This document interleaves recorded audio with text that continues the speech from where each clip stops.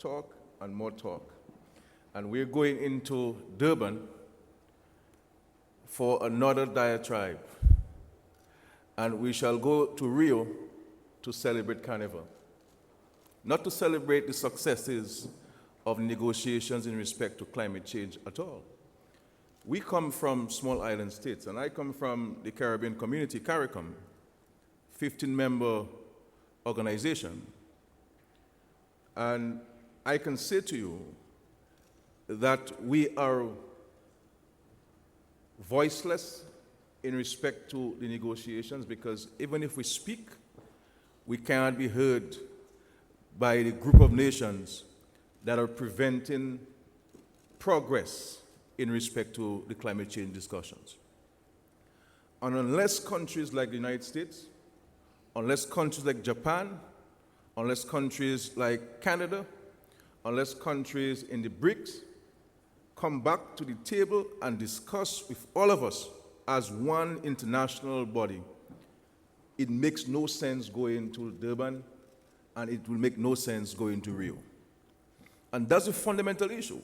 What has happened is that we have fractionized the negotiations at the climate change table. And those of us who are the least contributors to climate change and the greatest, and those that are more affected by climate change, are not given an opportunity to be heard. My friend from UNEP is a public officer, and therefore he has to be careful what he says. I am a politician, and therefore I can speak in language of a politician. There has been a $30 billion commitment. The question is, how much of that money is actually in an account for the Maldives that is disappearing before our very eyes, the Seychelles, and all of us in the Caribbean to access today? This fast-track money. This is a slow-track facility rather than a fast-track facility.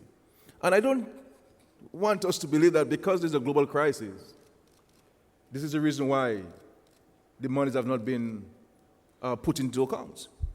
We have wars going on, spending of billions of dollars in the middle of a global crisis. And climate change is a war in itself that we have to confront.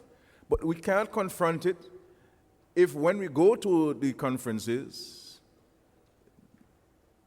the President of the United States will come in by the back door and sign an agreement with Canada and Japan and head back to his plane without sitting around the table with the rest of us. So this is a fundamental issue.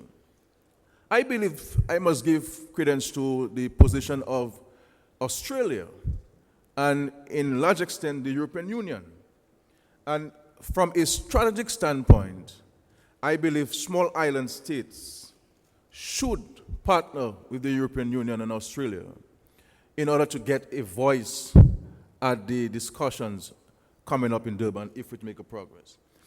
There's another facility of US $100 billion. Now, if we cannot raise $30 billion, how are we going to get $100 billion? And these two commitments in Cancun was in an effort to save face, because we all knew that Cancun was going to be a failure. And in order not to say it's a failure, why not give a commitment for monies that we know we will not be giving out anytime soon? And that's the issue. And I believe there has to be a greater seriousness. There has to be a greater sincerity on the part of all of us, developing, emerging, developed nations, to recognize that this is a serious crisis. Because you have the Arab Spring, you have the global economic crisis, you will have nations who will rise up against the governments because they will believe that the governments are powerless in addressing the fundamental issues of climate change. I am extremely concerned and disturbed by the lack of progress we made.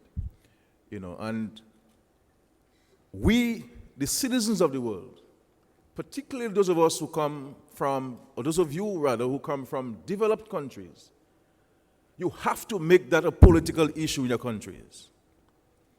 Recognizing that you have a fundamental responsibility, because in large measure, and we understand the politics in your respective countries in respect to your commitment to reducing carbon emission and so forth. We understand that we cannot push you off the bridge. We understand we cannot push you off the edge, that there are some considerations, and I believe that we may have to give the China, the US, some breathing space in respect to the implementation of their commitment, because we cannot be unrealistic, because there are practical political issues in those countries. But in the same token, they cannot want to stay away from the discussion table by the fractionalization of the discussions. And there is going to be a challenge.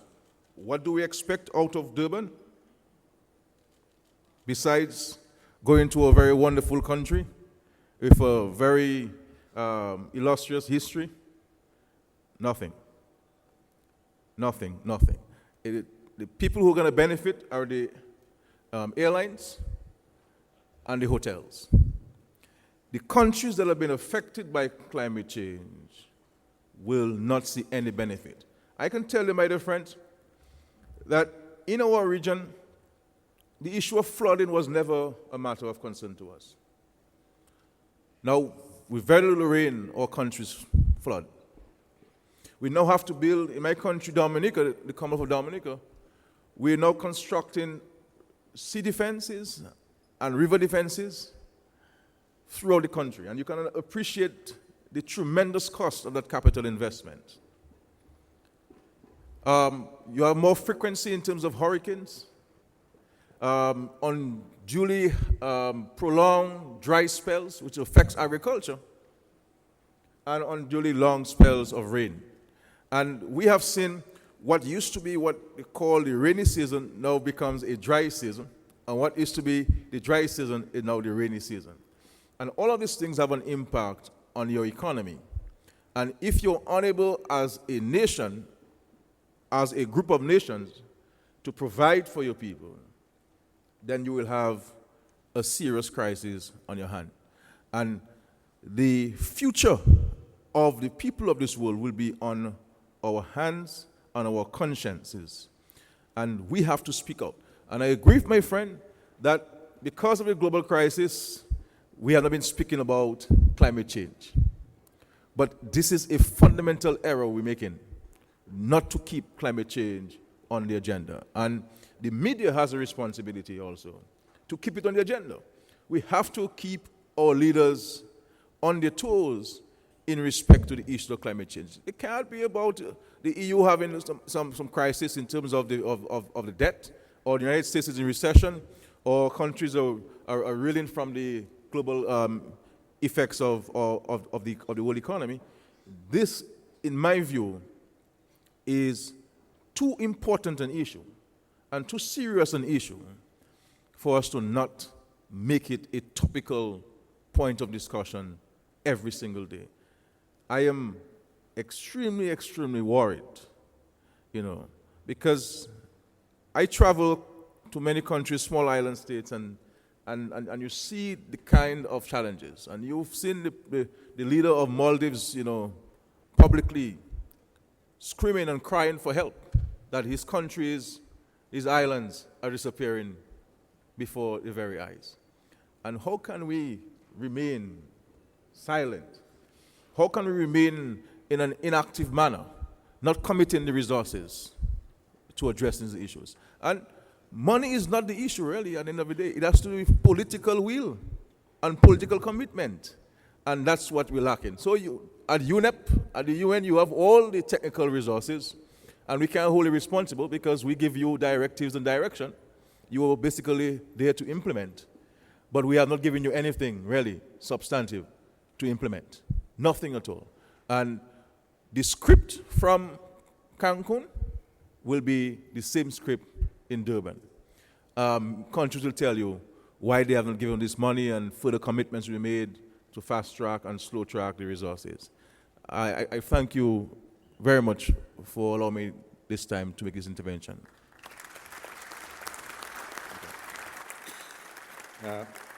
Thank you very much, and excuse me, Mr. Skerrit, for having been a little bit confused with your colleague from Grenada. We are going to, in a few minutes, we're going back to Grenada. But I was wondering, Mr. Kante, do you want to answer right now, or you want to wait before, because Okay, you'll answer later. So we're going now to Mr. Bonam Shin, again, Ambassador for Green Growth of South Korea, of the South Korean Minister of Foreign Affairs.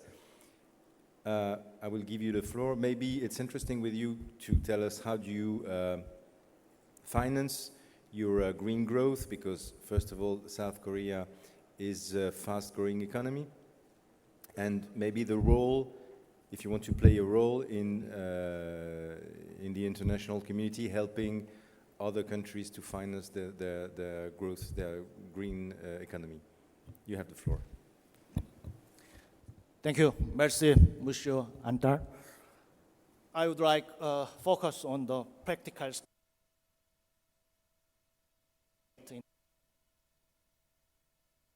you just mentioned. As we know, the first commitment period of Kyoto Protocol will end next year, but the climate change negotiation have not made substantial progress. As long as we expect others to change before making our own changes, no progress will be made. In order for the negotiation to reach a conclusion, I think an action-oriented, proactive attitude is really imperative. As for Korea, in 2009 at Copenhagen meeting, we pledged to reduce greenhouse gas emissions by 30% below the business as usual level by 2020, which was the highest level in the target range recommended for non-Annex I countries by the IPCC. The reason Korea announced the ambitious target is we see the climate change in a broad context of sustainable development. I would like to touch upon just the Korea situation, especially the energy areas. We import 97% of our total fuels, and 83% our energy mix is based on the fossil fuels. Korea is the 10th largest energy consumers and 9th largest CO2 emitters in 2010. And the last 15 years, our emission has been increased more than twice. Besides, our energy efficiency is just 71% of OECD average due to the large share of high energy consuming manufacturing sectors.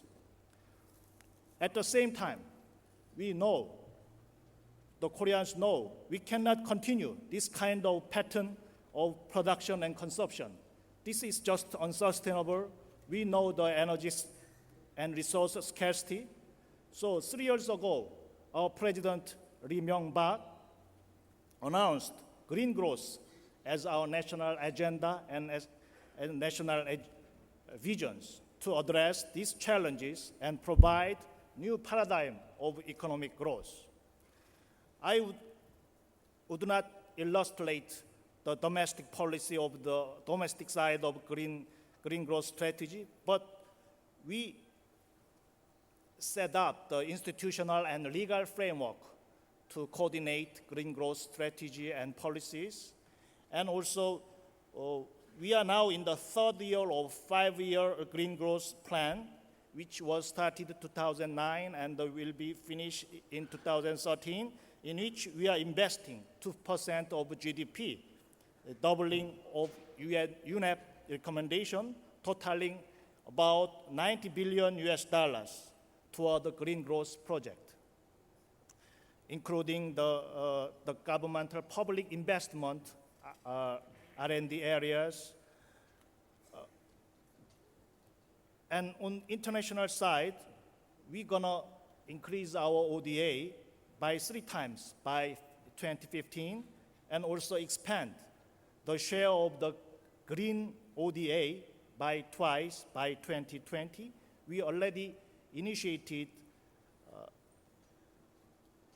the climate change cooperation with the 10 ASEAN countries, investing $200 million from 2 years ago. And the most important thing is as a way to share our knowledge from our green growth experience with the developing countries and emerging countries, in 2010, we established Global Green Growth Institute with the headquarters in Seoul and regional office in Copenhagen and Abu Dhabi. The Global Green Growth Institute is a global think tank and act tank to provide strategies that promote sustained growth and environmental sustainability at the same time. As you know, the Secretary of United Nations, Mr. Ban Ki-moon, he emphasized there is a war between development and environmental sustainability. We should abolish the war as soon as possible. This is the most important task I think the humankind face in 21st century. So far, the 3GI conducted about 10 country programs, including UAE and Morocco and Lebanon in this region. And we're gonna convert this 3GI Institute to international organization by next year. Finally, I would like to touch upon the Rio Plus 20 process. As you know, the next June, we're gonna have a UN conference on sustainable development, and one of the topic is green economy. So we really expect at Rio, we want some tangible outcome, perhaps action plan, which is how to implement the green growth policies in worldwide that also guaranteed to address climate challenges. So the Korean government really believes the national government can be persuaded to shift from their own traditional brown growth of economic paradigm to a new economic paradigm of green growth, which Korean government has proposed. As a co-chair of the preparatory committee of a UN conference on sustainable development, Korea will it's our best to promote green growth. Thank you.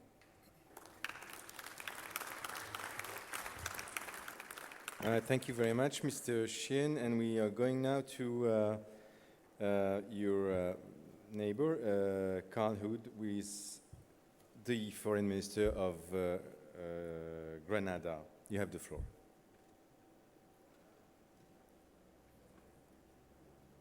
Thank you very much. It's very interesting listening to the discussion so far. And I would like to, as I'm sitting here between Prime Minister Skerrit and my friend from Korea, to walk, as it were, in the middle of the both statement that were made just now.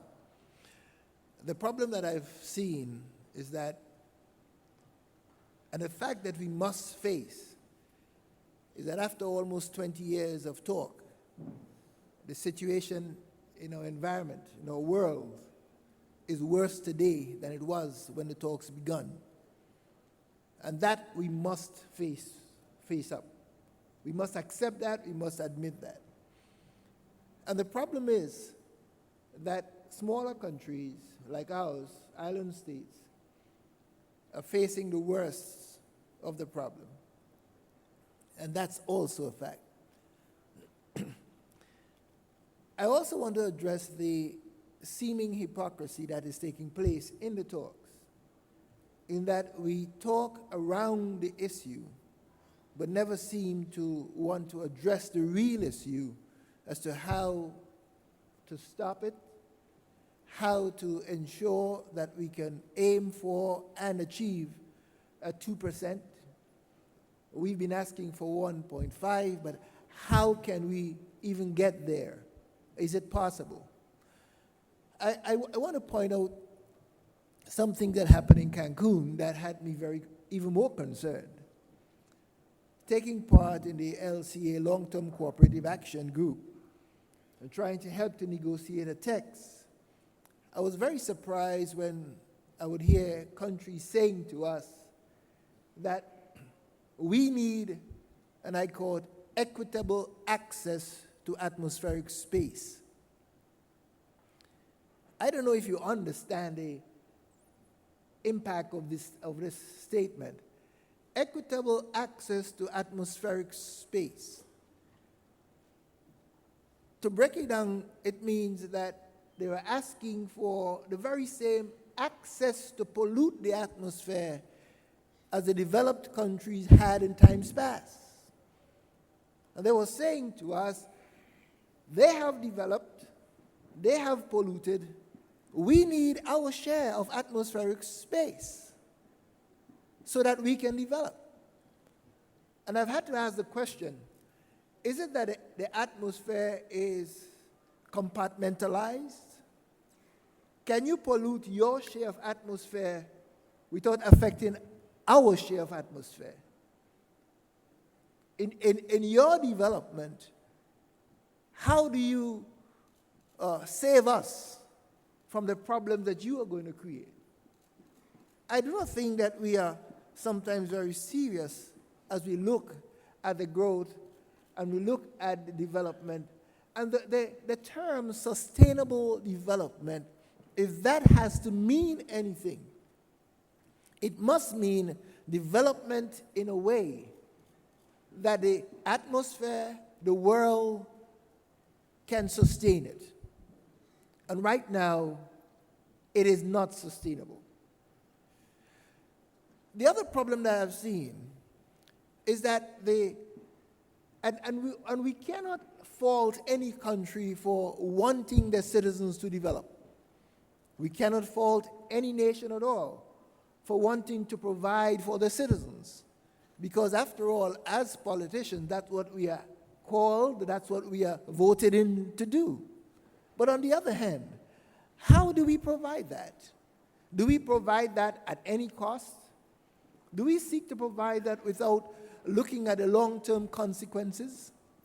I think the problem here is that development is growing much faster than green technology is. So that as much as there is some development in green technology, the need for development is much greater than the transfer, as it were, of technology.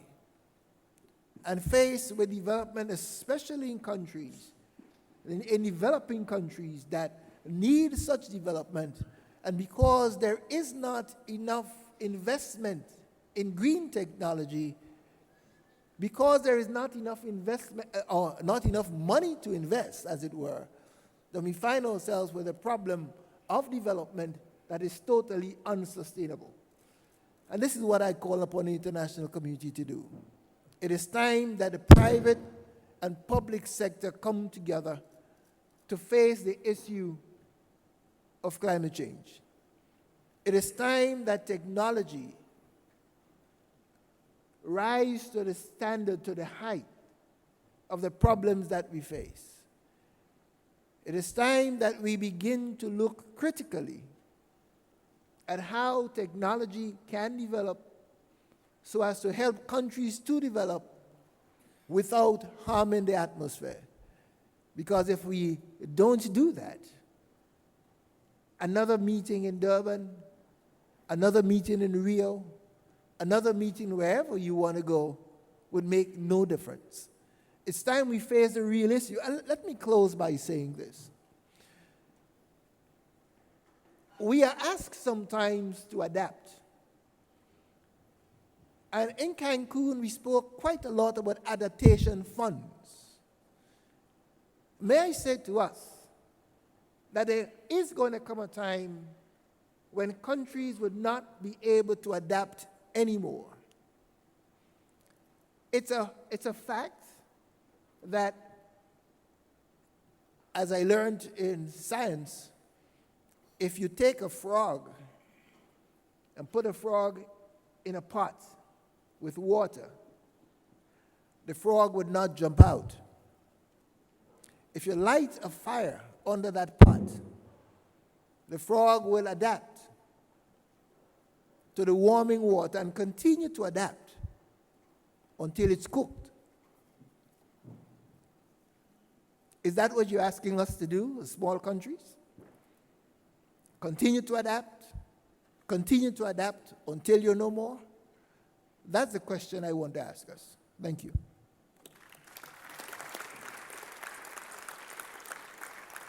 Thank you very much, Mr. Hood. That was very challenging. I will now give the floor to the third representative of the island countries we have here in this panel today. And it's Jean-Paul Adam, the Foreign Minister of Seychelles. And I'm asking you again to try to stay by the 5 minutes convened. Thank you, Mr. Chairman. And permettez-moi juste de dire comme c'est un plaisir d'être au Maroc. I will now revert to English as agreed in our panel. I would like to thank the interventions from all my colleagues, which I think have given us food for thought. And one of the key questions that our friend from the UN raised at the start was, is the infrastructure available for development to deal with climate change? Is it sufficient? And I will associate myself with my two colleagues from the islands to say, no, it's not. Very short answer. As things stand today, we have a crisis of development. And we need to look at climate change and development together. We cannot divorce one from the other. I would like to point out that I think one of the biggest problems we have faced in all of the debates, whether it be from Copenhagen to Cancun, and I'm sure it will be the same in Durban, is that the debate about climate change and the debate about development have both become ideological debates. And this should not be the case. It should not be about ideology.